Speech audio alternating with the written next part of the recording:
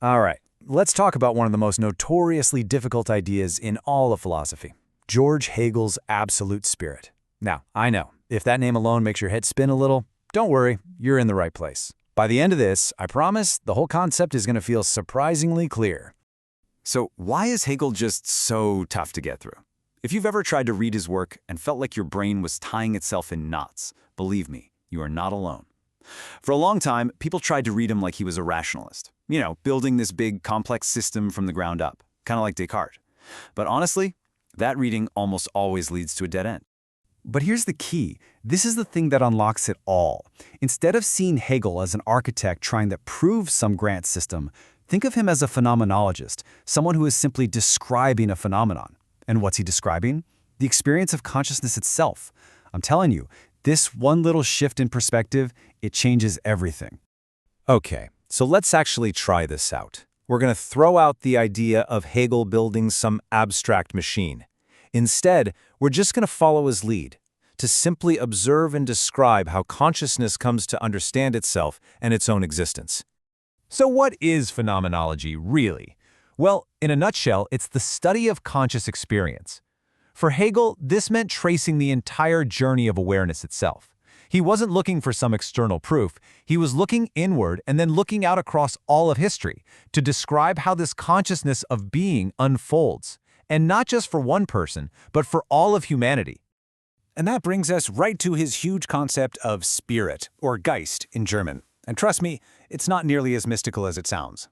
The best way to think about it is like a simple zoom out, moving in 3 clear steps, from the very personal to the totally cosmic. Okay, so it all starts with what he calls subjective spirit.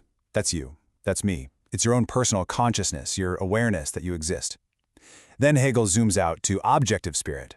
This is the shared consciousness of a people, a nation, a culture. You see it expressed in things like their laws, their ethics, their government. And then finally, we take the ultimate zoom out, absolute spirit.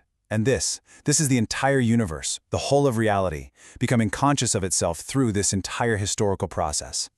So the big takeaway here, the really mind-bending part, is that your own individual self-awareness isn't just an isolated thing. In Hegel's view, it's a small, finite piece of a much larger, all-encompassing consciousness. You are a single, fleeting moment in the universe's grand project of getting to know itself. And this idea, well, it's the gateway to his whole theology. Because for Hegel, you can't really talk about this absolute spirit becoming self-aware without talking about God. But we're not talking about a static, far-off God here. No, he imagined a God whose own self-knowledge is an active, unfolding process that's happening right here, within history. And this is the absolute heart of it. When you and I become self-aware, Hegel says that isn't just some personal human event. It is God becoming self-aware through us. Our own little journey of self-discovery is a tiny, finite part of God's infinite process of self-discovery. Now, there's a specific word for this idea, panentheism, and it's really important to not mix this up with pantheism. Pantheism says everything is God. Panentheism says everything exists in God. It's a subtle but crucial difference. It means the universe is part of God's being, but God is still greater than the universe. So God can be both right here in the world and, at the same time, totally transcendent beyond it.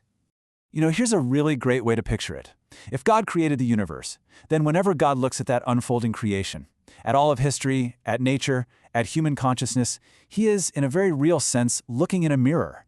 He's contemplating his own being as it's expressed throughout the world. Okay, so if this absolute spirit, this cosmic consciousness, is becoming self-aware through humanity, how does it actually do that? How does it express this growing awareness? Well, for Hegel, the answer is in the highest forms of human culture: art, religion, and philosophy. He saw these as the big arenas where the universe comes to understand itself most deeply. And of course, Hegel organizes these expressions in his classic, 3-step dance, the dialectic. It starts with a thesis, which is then challenged by its opposite, an antithesis. And then those two ideas get resolved into a higher, more complete truth, the synthesis. So for Hegel, art is the thesis, grasping truth through sensory images. That's countered by religion, the antithesis, which uses symbolic stories. And finally, philosophy comes in as the synthesis, grasping the absolute through pure, rational concepts. Let's break each one down. First up, art. Art gives us this immediate, imaginative, gut-level grasp of the absolute.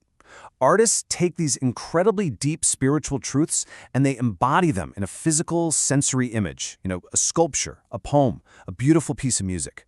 It's truth that you can literally see and feel. But consciousness doesn't stop there. It moves beyond that purely sensory image to the representation or the symbol, which you find in religion. So religious language uses powerful stories and symbols, think about the Exodus or the Incarnation, to represent a much deeper reality about God's relationship with the world. And then, finally, we get to philosophy as the highest stage. Philosophy takes what art so beautifully intuits and what religion symbolically represents, and it translates all of it into clear, rational concepts. The whole goal of philosophy is to understand the absolute not through an image, not through a story, but through pure thought itself. For Hegel, this is the most complete form of self-knowledge for the spirit. Hegel really believed that religion was a deeply cognitive thing, not just some raw emotion. He had this famous critique of people who tried to reduce religion to just a feeling of dependence. And with this great little bit of wit, he pointed out that if that were true, then the dog, in its total dependence on its master, well, then the dog would be the most religious creature on earth. His point was clear. Religion involves concepts and ideas, not just feelings. Now, you might be sitting there thinking, okay, this is all fascinatingly weird and abstract, but believe me, Hegel's ideas did not stay locked up in a university. They actually split his followers and ended up setting the stage for one of the most powerful political movements in all of history. So after he died, his followers basically split into two rival camps. On one side, you had the right Hegelians. They were conservatives who basically thought Hegel's system was the final word, the peak of philosophy. But on the other side, you had the left Hegelians, and they were radicals. They took Hegel's method, the dialectic, and saw it not as a tool for quiet contemplation, but as a blueprint for revolutionary action. Their goal wasn't just to understand the world, it was to change it. And to really get how this happened, let's just quickly remember Hegel's core claim, his idealist claim. Our knowledge of God is actually God's knowledge of himself, happening through us. The driving force of reality is spirit, its ideas. But then, a young Hegelian named Ludwig Feuerbach comes along and does something just brilliant. He takes that very same sentence and he flips it completely on its head. He argued that man's God consciousness is nothing more than the self-consciousness of man. In other words, our idea of God is just a projection of our own best human qualities onto some cosmic screen. And that one little flip, from idealism to materialism, it was absolutely explosive. By saying that all theology is really just anthropology in disguise, Feuerbach paved the direct philosophical road for his admirer, a guy named Karl Marx. And this fusion is what created dialectical materialism. You see, Marx kept Hegel's powerful engine, that dialectical process, where history moves through conflict and resolution. But he completely swapped out the fuel. Instead of ideas and spirit driving history, Marx argued that material conditions, things like economic forces and class struggle, were the true engine of change.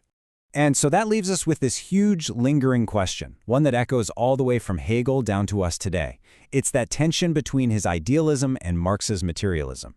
How much of the reality we experience is a product of our consciousness, just an idea to be understood, and how much of it is a material system, a set of conditions that aren't just there to be understood, but to be actively changed? That's something worth thinking about.